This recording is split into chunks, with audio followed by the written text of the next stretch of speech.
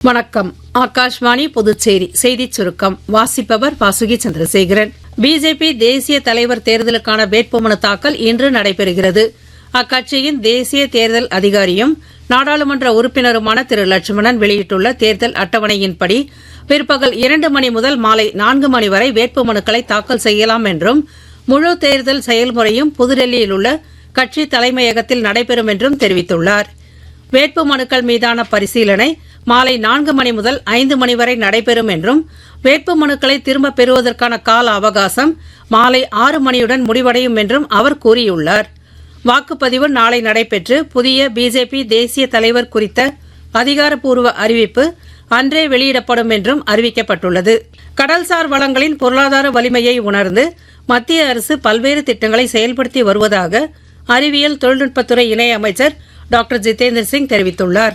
அந்தமானில் நாட்டின் முதலாவது திறந்தவெளி கடல் மீன் வளர்ப்பு திட்டத்தை தொடக்கி வைத்து பேசிய அவர், நாட்டின் பரந்து விரிந்த கடல் பரப்பில் உள்ள வளங்கள் ஆராயப்பட்டு நீல பொருளாதார வளர்ச்சியை அதிகரிக்க நடவடிக்கை எடுக்கப்பட்டிருப்பதாக கூறினார். விக்சித் பாரத் ஜி ராம்ஜி சட்டம் தொடர்பாக வெளிவரும் தவறான கூற்றுகளுக்கு மத்திய அரசு கடுமையான மறுப்புகளை தெரிவித்துள்ளது.